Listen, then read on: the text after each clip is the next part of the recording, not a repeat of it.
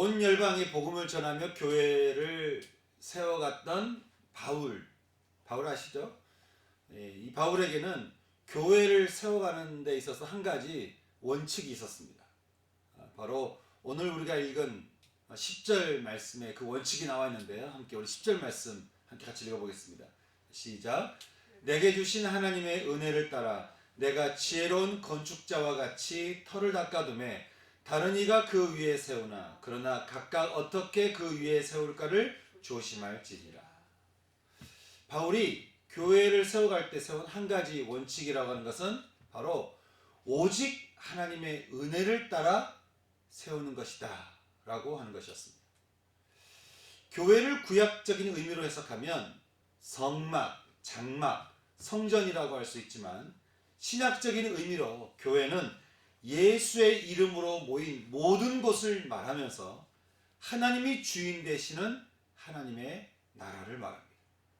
다시 말해 신약의 교회는 예수의 이름으로 모인 빈들의 풍성한 교회이면서 하나님이 주인 되시는 하나님의 나라로 여러분의 가정이나 또 여러분의 직장이나 그리고 우리가 속한 지역이나 나라가 그 교회라고 한다는 것입니다.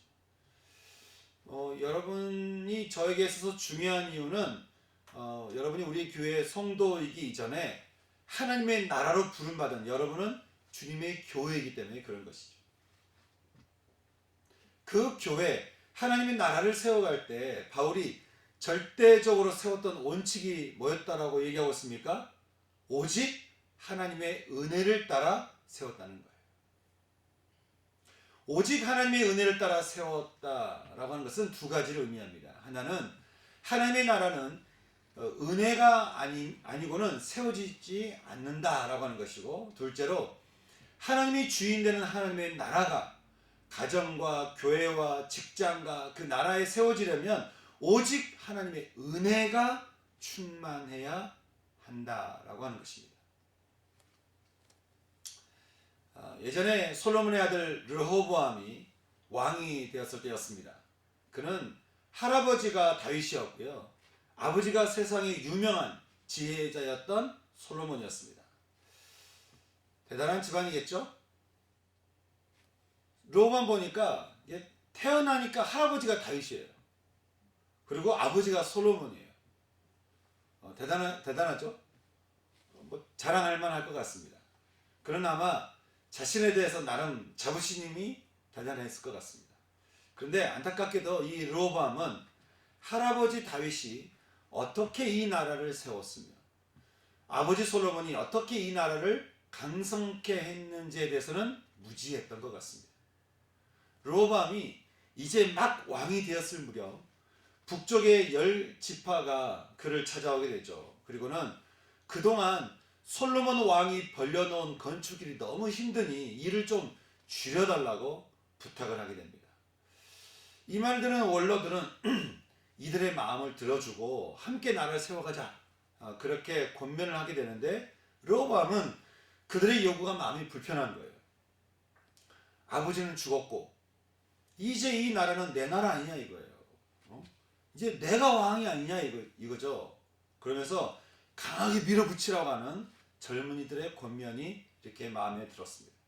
그래서 말하기를 나는 너희의 멍에를 더 무겁게 할 것이며 아버지가 채찍으로 징계했다면 나는 너희를 전갈 채찍으로 징계할 것이니 너희는 내 명령을 따르라. 그렇게 얘기하는 거예요. 그러니 이게 이 말 들은 10지파가 이 말 듣고 어떻게 얘기했습니까? 야, 우리를 더 전갈채찍 더 때릴 거라고? 야, 이제 우리가 다윗과 무슨 상관이냐? 야, 떠나자. 너희는 너희 집안이나 돌보라. 그러면서 다윗의 집안을 배신하게 되고 르호보암에서 떨어져서 나라를 세우게 되는데 그게 바로 북이스라엘이었습니다. 나에 의해서 세워지는 나의 힘과 나의 권력과 나의 지혜로 인해 나라를 세울 수 있다고 여겼던 르호보암이었습니다.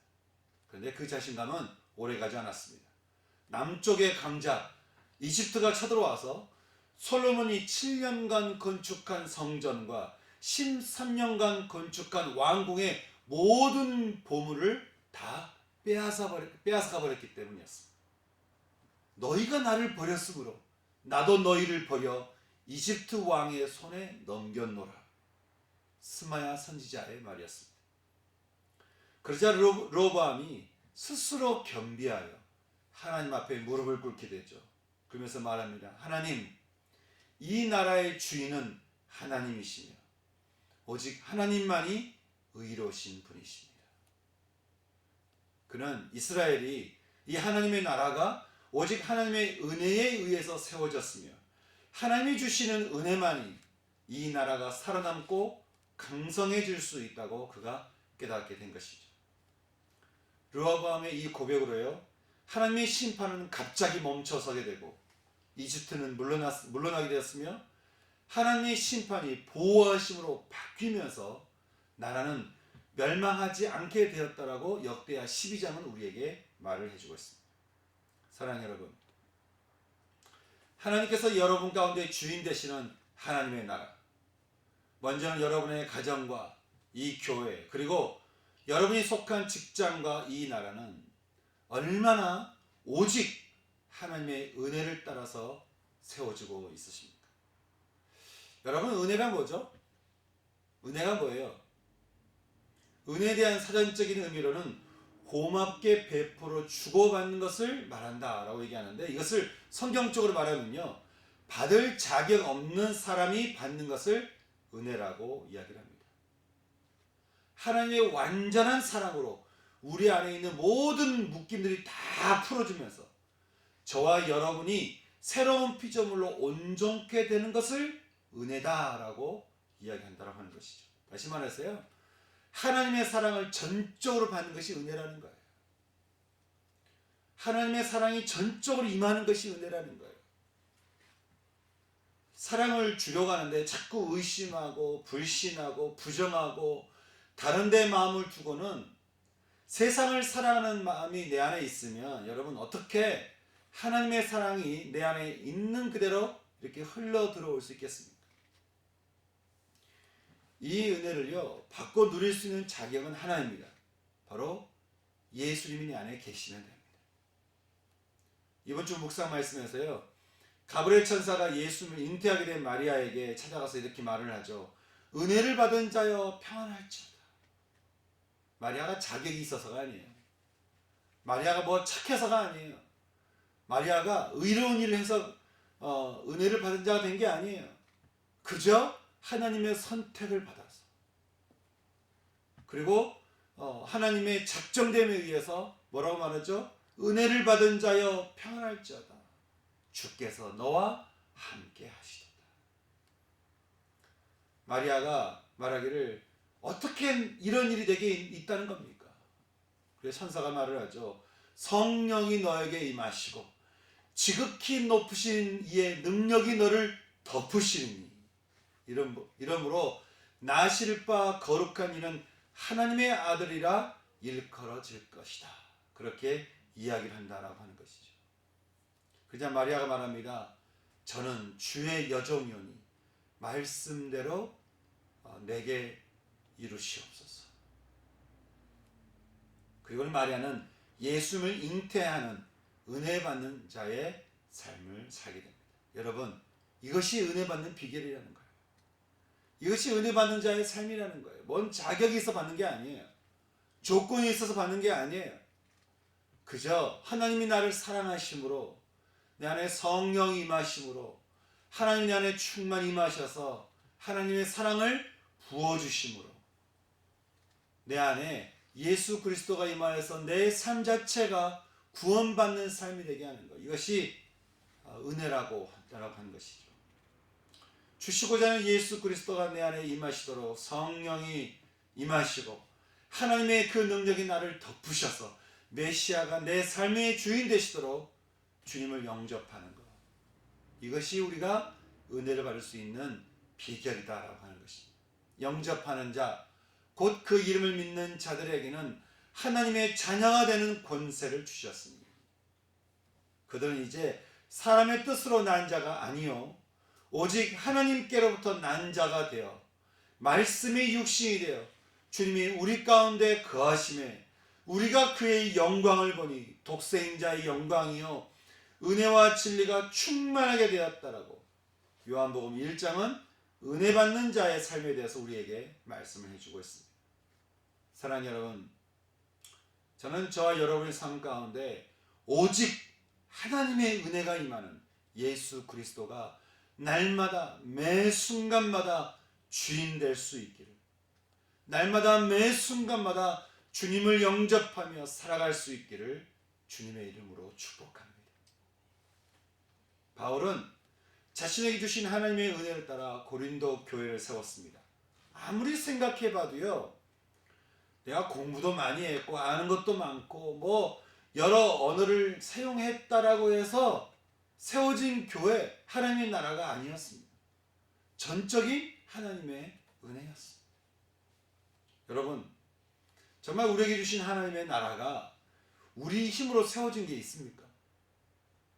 만약 아직 내 힘으로 뭔가 세워줄 수 있다라고 생각하시는 분이 있다 한다면 여러분에게 아마 남아진 것은 그것이 무너지는 일일 것입니다. 여러분, 죄라고 하는 것이 기준에서 벗어난 것이라고 한다면 그 기준이 없는 사람이 어떻게 건축해서 온전한 집을 세우겠습니까? 그런 집은 무너져야 하나님 은혜 아니겠습니까? 그 무한한 하나님의 사랑만을 받아들일 수 있기 때문에 참 무너지는 것이 축복이라고 하는 것이죠. 어떤 분은요, 하나님 나라가 임하는 것을 경험하는 시간보다 자꾸 이렇게 무너지는 것을 경험하는 사람이 있습니다. 이미 축복받은 야곱이 쓸데없이 천사를 붙들고 축복을 달라고 애쓰는데 천사가 그 어리석음을 이길 수가 없는 거예요. 이미 축복을 다 줬는데 그 축복을 또 자기 힘으로 받으려고 애쓰는 그 야곱이 정말 어리석어 보여서 참 그 어리석음을 이길 수 없다는 것을 알고는 천사가 어떻게 합니까? 야곱의 엉덩이 뼈를 쳐버린 거예요. 이미 축복받은 야곱은 그 축복도 자기 힘으로 받으려다가 남은 인생을 평생 동안 절뚝거리로 살게 되는 안타까움을 낳게 됩니다. 사랑하는 성도 여러분, 오직 하나님의 은혜로 하나님의 나라, 천국을 받아선 여러분, 주님의 교회 가운데로 초대받은 여러분, 이제 우리에게 필요한 것은 무엇이겠습니까? 오직 은혜 위에 우리가 부름을 받았으니 이제 그 위에서 이제 우리가 계속해서 축복받은 삶을 살고 우리가 성장하려면 우리에게 필요한 것 역시 무엇이겠습니까? 바울은 그 은혜 받은 자에게 말하기를 은혜의 터전 위에서 너희가 각각 어떻게 그 위를 세워갈지를 조심해야 된다라고 우리에게 말을 해주고 있습니다. 그 이유에 대해서 말하기를 11절 말씀에서 얘기해주고 있는데요. 우리 11절 말씀 같이 읽어보겠습니다. 자, 시작. 이 닦아둔 것 외에 능히 다른 터를 닦아둘 자가 없으니 이 터는 곧 예수 그리스도라.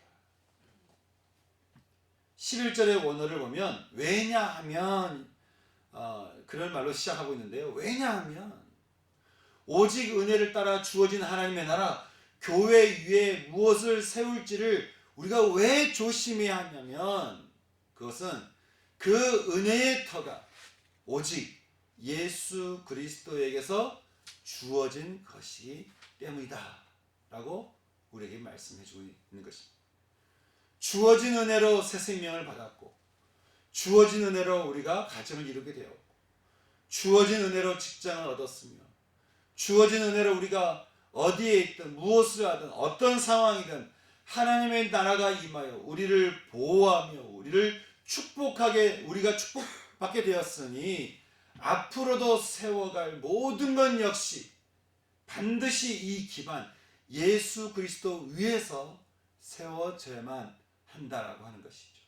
왜냐하면 11절 우리가 받은 하나님의 나라와 그 교회의 터는 오직 예수 그리스도이기 때문이다 라고 하는 것입니다.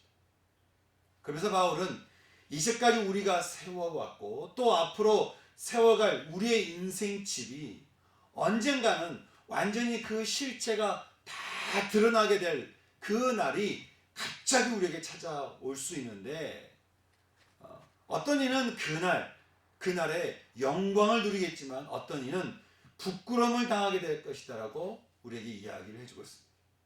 우리 12절과 15절 말씀, 12절부터 15절 말씀 같이 한번 읽어볼까요? 자, 시작. 만일 누구든지 금이나 은이나 보석이나 나무나 풀이나 지푸로 이 터 위에 세우면 각 사람의 공적이 나타날 터인데 그 날이 공적을 밝히리니 이는 불로 나타내고 그 불이 각 사람의 공적이 어떠한 것을 시험할 것입니다. 만일 누구든지 그 위에 세운 공적이 그대로 있으면 상을 받고 누구든지 그 공적이 불타면 해를 받으리니 그러나 자신은 구원을 받되 불 가운데서 받은 것 같으리라. 바울은 주어진 은혜를 따라 교회와 하나님의 나라 위에 인생을 세워갈 때 어떤 사람을 보면 그 터가 되시는 예수님이 전해주시는 금과 은과 보석 같은 영원하며 변함없는 진리로 자신의 인생의 집을 계속 이렇게 세워가는 사람이 있는가 하면 또 어떤 사람은 사람들에게 인정받고 사람들이 말하는 성공적인 사람이 되고 싶은 인본주의적인 그 욕심을 따라서 사라져버리고 없어져버릴 나무나 풀이나 지푸로 주어진 은혜 위에서 집을 지으며 사는 사람이 있다는 거예요. 여러분, 둘 다 자기가 옳다고 여기며 열심히 살겠죠? 그런데 어느 날 하나님의 불이 임하는 심판의 날이 우리 가운데 임하게 되는데, 여기서 그날이라고 하는 것은 꼭 종말을 말하는 게 아닙니다. 우리에게 갑작스럽게 찾아올 죽음의 날이기도 하고요, 그 전에 주님이 말씀으로 깨닫게 해주시는 날이기도 합니다. 아마 어떤 분에게는 오늘이 그날이 될 수도 있습니다. 지금 이 순간, 말씀을 듣는 이 순간이 또 그날이 될 수도 있습니다.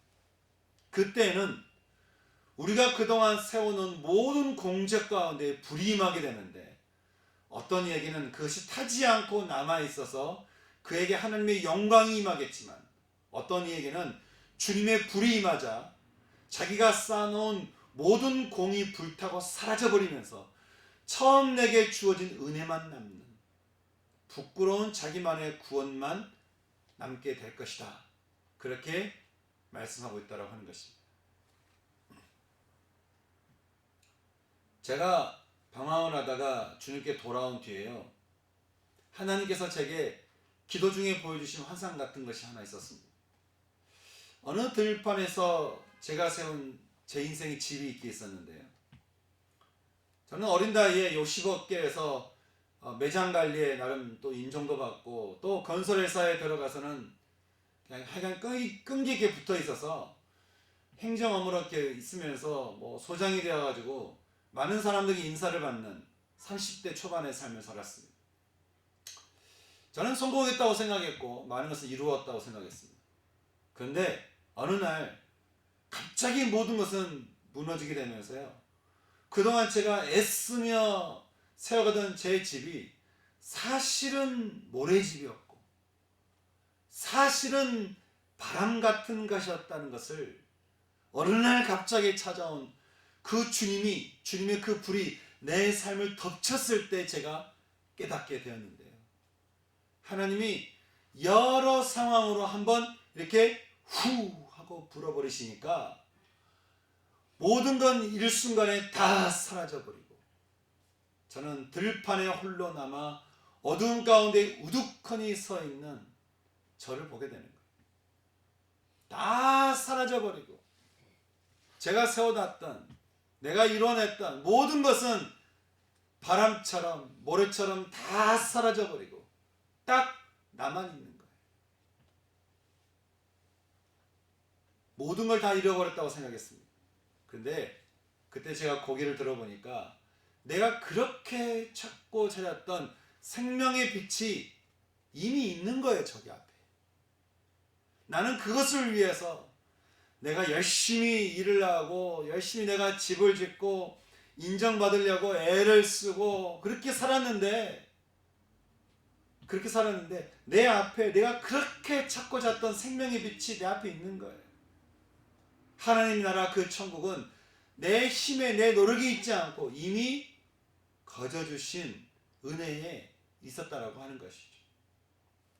고등학교 때 하나님의 은혜로 구원받고 깊은 상처에서 나왔던 저였습니다. 근데 제 인생을 세워가던 것은 제 힘으로 하려고 참 제 젊은 날의 시간을 다 이렇게 허비해버린 거예요. 남은 것은 그래서 저 하나였습니다. 그때 제가 더 이상 주저할 이유 없이 모든 것을 내려놓고 선교단체로 들어가서 참 내가 경비라도 서고 싶었던 제가 지금 이렇게 교회 담임 목사가 돼서 여러분 앞에 서 있는 것이죠. 은혜를 받은 자여, 은혜를 받아 생명을 받은 자여, 은혜를 받아 생명을 받아 새롭게 된 자여, 이제 우리는 어떻게 살아야 할 것인가 라고 하는 것이죠. 주어진 은혜로 나무와 풀과 짚으로 집을 세워가다가 결국에는 다 타버리는 그런 삶을 살 것인가. 고린도 교회처럼 그래서 예수 그리스도의 교회 터 위에 나는 바울 파라, 나는 아볼로 파라, 나는 베드로 파라 하면서 그렇게 각자의 생각에 오른 대로 각자의 소견에 오른 대로 분쟁하고 싸우며 이미 받은 축복을 모르고 또 뭔가를 이렇게 받으려고 또 뭔가를 얻으려고 추구하며 그렇게 애쓰며 싸우며 살 것인가? 아니면 금과 은과 보물과 같이 변함없는 주님의 은혜, 신실한 하나님의 사랑, 결코 변질되지 않는 주님의 말씀을 들으면서 그 약속을 의지하면서 주님이 내게 주신 삶의 길을 따라 내게 있는 가정과 내게 주신 교회와 나를 인도하신 직장과 나를 태어나게 하신 이 나라에서 하나님의 나라를 내가 세워갈 것인가? 어떻게 할 것인가? 라고 하는 것이. 그래서 바울은 은혜 받은 우리 모두에게 아주 충격적이면서 놀라운 복음을 우리에게 말씀해 주고 있는데 우리 16절과 17절 말씀을 같이 읽어보겠습니다. 같이 읽겠습니다. 시작. 너희는 너희가 하나님의 성전인 것과 하나님의 성령이 너희 안에 계시는 것을 알지 못하느냐. 누구든지 하나님의 성전을 더럽히면 하나님이 그 사람을 멸하시리라. 하나님의 성전은 거룩하니 너희도 그러하니라. 바울은 은혜를 받은 우리를 향해 말하기를 너희가 누구냐? 너희가 누구로 부름받은 거냐? 왜 하나님께서 그렇게 은혜로 우리를 부르시며 아무런 대가 없이 아무런 조건 없이 멈출 수 없는 끝없는 그 사랑을 우리에게 계속해서 부어주시는 거냐? 물론 우리가 하나님의 사랑으로 창조된 창조물이긴 하지만 아주 중요한 한 가지가 있다고 한다면 그것은 하나님이 저와 여러분을 은혜로 은혜 가운데 당신의 성전, 당신의 교회가 될 수 있도록 우리를 부르고 계시기 때문이라고 하는 것이. 성전이 되어야 주님이 그곳에 온전히 임하셔서 우리 안에 주님 안에 우리가 거하면서 우리가 완전한 천국의 삶을 누릴 수 있기 때문에 그랬다라고 하는 것이죠. 은혜로 우리를 부르셔서 예수 그리스도의 터 위에서 하나님의 교회, 성전 되게 하시는 주님. 이것이 저와 여러분을 향한 하나님의 뜻이라는 거예요. 하나님의 성전과 교회로 부름받았기에 성령이 우리 안에 임하시고 우리가 하나님의 성전이고 교회이기에 우리가 이 성전을 더럽히면 성전과 교회로 부름받은 서로가 분열하고 자기 생각에 옳은 대로 마음 맞는 사람끼리 누군가를 정죄하고 비난하고 비판한다면 하나님이 그 사람을 내버려 둘 수 있겠냐라고 하는 것이. 하나님의 성전이 거룩하니 너희도 거룩하라는 거예요. 아무 자격 없이 십자가 은혜를 받은 자여 하나님이 당신을 성전으로 부르셨다는 것을 기억하라는 거예요. 하나님이 당신의 삶을 성정되게 하신다는 것을 잊지 말라는 거예요. 하나님의 성전으로 부름받은 이들이여, 하나님의 성전이 거룩하니 여러분도 거룩하십시오. 하나님의 성전은 세상과 구별된 곳이니 성전으로 부름받은 이들이여 세상과 구별되어 거룩하라고 우리에게 말씀해 주고 있습니다. 거룩하라고 했어요. 세상을 떠나서 세상과 결별하라고 하는 것이 아닌 것이죠. 이 어두운 세상 속에 빛 되시는 하나님의 음성을 들으라는 거예요. 죄의 힘이 강한 이 세상에서 의가 되시는 하나님의 능력으로 살라는 것입니다. 세상에 중독되어서 생명을 잃어버리지 말고 은혜 위에서 생명의 집을 짓고 하나님의 성전이 되라고 하는 것입니다. 그러니 은혜로 부름받은 여러분, 하나님의 성전을 세워가라고 하는 것입니다. 성전으로 부름받은 여러분, 하나님의 성전이 되라는 것입니다. 교회로 부름받은 여러분, 하나님과 연합하라고 하는 것입니다. 그래서 주님이 내 안에 주님이 임하시는 천국의 삶을 사는 저 여러분이 되라고 주님이 오늘 말씀 통해서 말씀하고 있다고 하는 것이죠. 사랑하는 성도 여러분, 은혜로 부름받아서 구원을 받게 된 여러분, 이제 은혜로 부름받은 이후에 우리가 이제 어떤 삶을 살아야 되겠습니까? 전적으로 우리를 사랑하시고 전적으로 우리를 구원하시는 주님의 은혜 위에 우리가 어떤 집을 지어야 되겠습니까? 주님께서 우리에게 은혜로 주신 그 금과 같은, 금이나 은이나 보석 같은 변하지 않는, 변치 않는 그 보석 같은 하나님의 말씀, 하나님의 사랑, 그 믿음으로, 믿음 가운데서 다시 우리의 집을 세워가야 되지 않겠습니까? 그래야만 하나님이 우리를 향한 하나님의 뜻인 하나님의 성전이 되어서 내 안에 하나님의 천국, 하나님의 나라가 임하게 되고, 이제 내가 가는 곳이, 내가 머무는 곳이 하나님의 나라가 되고 천국이 되는 은총이 있지 않겠냐라고 하는 것이. 저는 이런 은혜가 전 이 시간, 전 저와 여러분 가운데 있을 수 있기를 소망하는 것입니다. 주님이 우리를 은혜 가운데로, 은혜로 우리를 부르셨잖아요. 우리가 뭘 잘해서 구원받은 게 아니잖아요. 은혜로 구원받아서 축복받은 사람이 됐잖아요. 다시 따라해 봅시다. 나는 하나님의 은혜로 축복받은 사람입니다. 여러분 믿으십니까? 아멘. 우리는요, 하나님 은혜로 축복받은 사람이에요. 여러분, 그 축복이 여러분 생각이 얼마만큼 큰 것 같습니까? 클 것 같습니까? 그 축복이 얼마나 여러분 삶을 얼마만큼 변화시킬 만한 그런 능력이 있을 것 같습니까? 정말 그 축복이 내 삶을 변화시키고 내 삶을 완전히 뒤집어 놓는 그런 기적 같은 일을 벌일 만한 그런 축복이라고 생각되십니까? 예, 그럴 만한 축복이죠. 그럼 여러분, 그런 축복을 여러분이 받으셨다면 이제 여러분의 삶이, 이제 여러분은 어떤 삶을 살기를 원하십니까? 어떻게 그 축복을 누리며 살기 원하십니까? 받은 축복이 내 안에서 계속해서 축복이 임하도록 그 축복 위에서 금이나 은이나 보석같이 변하지 않는 하나님의 말씀으로 여러분 삶을 지어가시겠습니까? 아니면 세상 사람들이 말한 것처럼, 세상 사람들이 이야기하는 대로, 세상 사람들이 이렇게 인정하는, 세상 사람들이 말하는 대로 그렇게 나무나 그런 집 같은 금세 타부리가 없어져 버릴 그런 것으로 여러분의 인생의 집을 세워가시겠습니까? 하나님의 은혜 아닙니까? 하나님의 축복의 말씀 아닙니까?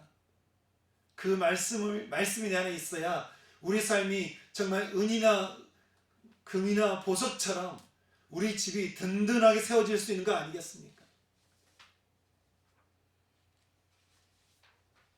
여러분, 그렇게 우리 집이, 우리 안에 하나님 나라가 든든히 세워져 갈 때 하나님께서 결국 우리에게 원하시는 것이 무엇이죠? 하나님의 성전, 교회 아니겠습니까? 주님은요, 우리가 하나님의 교회 되기를 원하십니다. 하나님의 성전 되기를 원하십니다. 그래서 하나님이 내 안에서 충만 임하기 원하시는 거예요. 우리는 하나님을 믿으면 마치 내 것을 빼앗긴다고 생각해요. 이게 마귀가 심어놓은 이야기예요. 마귀가 아담과 하와에게 이야기했던 이야기입니다.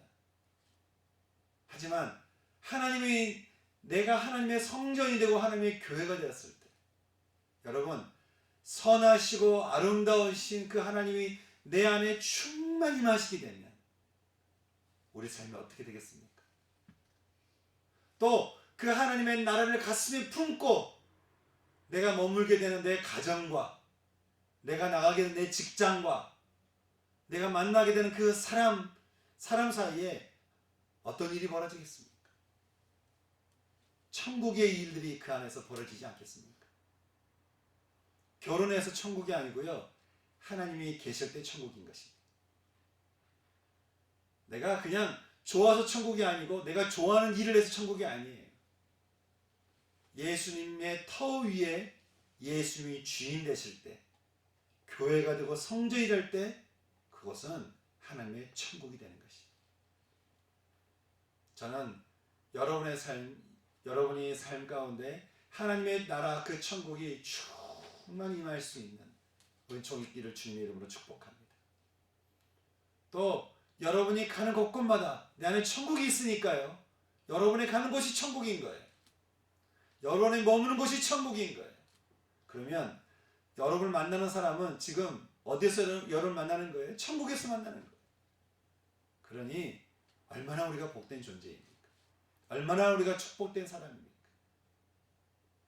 천국 위에서 은혜로 부름받은 여러분, 천국의 집을 쌓아가시고 또 성전이 되어가셔서 하나님께서 여러분에 주시고자 하는 그 무한한 축복과 그 무한한 은혜와 그 무한한 사랑과 그 무한한 은총을 전 여러분 삶 가운데서 마음껏 경험할 수 있는 그런 은혜가 있기를 주님의 이름으로 축복합니다. 아마 여러분 가운데 하나님의 은혜가 임하면 도대체 어떻게 축복이 임하는 거지? 사도행전을 읽어보세요. 또 말씀을 읽어보세요. 그러면 하나님의 은혜를 받은 자가 도대체 어떤 은혜를 받은 자에게 도대체 어떤 일들이 일어나는가를 여러분은 생생하게 보게 될 것입니다. 그리고 그것이 여러분의 인생이 될 것입니다. 그것이 여러분의 삶이 될 것입니다. 여러분이 가는 곳곳마다, 그래서 여러분이 가는 곳곳마다 여러분 때문에 사람들이 천국을 보게 될 것입니다. 여러분이 가는 곳곳마다 여러분 때문에 천국의 삶을 경험하게 될 것입니다. 그리고 여러분 통해 예수 그리스도를 만나게 될 것입니다. 저는 이런 은혜가 전 여러분 가운데 있기를 소망합니다. 지난 주간 광영교회에서 갑자기 연락이 와서 우리가 시장에 물건을 좀 우리가 소비를 하면서 그 물건을 가지고 우리가 함께 이웃을 함께 나누자라고 했을 때, 그 물건을 사서 함께 또 이웃과 함께 나누고 또 함께 이웃과 함께 그를 더불어 함께 할 때 참 하나님이 주시는 그 기쁨이 얼마나 큰지 모르는 거예요. 제가 이렇게 우리 준영이 거랑 또 준영이 아버지 거 이렇게 들고 우리 준영이 할머니 집에 갔을 때 우리 준영이 할머니가 하셨던 말씀이 참 마음에 남아요. 우리 이렇게 축복받고 살아요. 제가 그날의 최고의 감동이었어요. 여러분, 우리 준영이 할머니의 고백이 우리의 고백이 돼야 되는 거 아니에요?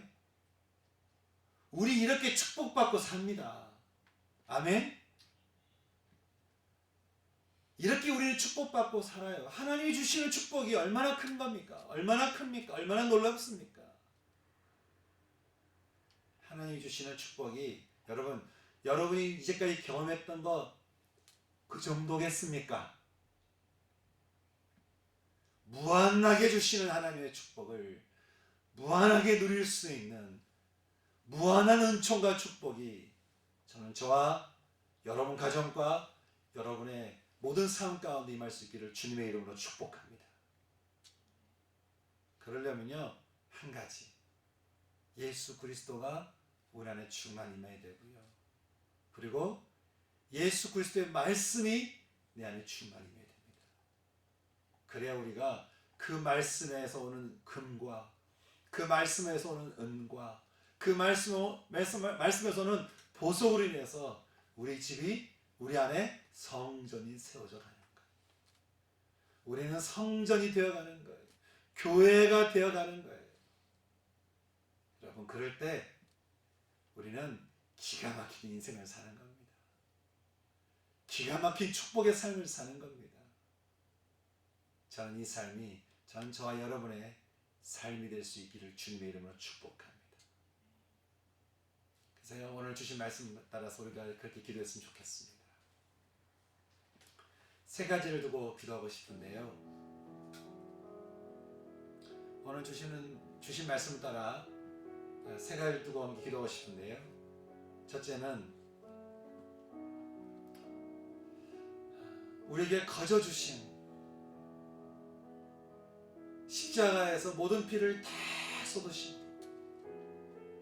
우리에게 거저 주신 사랑과 그 축복, 하나님 감사합니다. 감사합니다. 거저 주셔서 감사합니다. 은혜를 받은 자여 주께서 너와 함께 할지어다. 여러분, 마리아에게 했던 이 천사의 이야기는요, 우리를 향한 이야기입니다. 은혜를 받은 자여 주께서 너와 함께 하실지어다. 감사합니다. 제가 이 소리를, 이 복음을 듣게 해주셔서 감사합니다. 또 기도하는 것은, 하나님 이렇게 우리를 은혜로 부르셨으니 제가 하나님의 은혜로만 우리 인생의 집을 짓기로 원합니다. 변하고 사라져버릴 것을 붙들고 그렇게 우리 인생을 살 것이 아니고 하나님의 성전으로, 변하지 않는 금과 은과 보석 같은 하나님의 말씀으로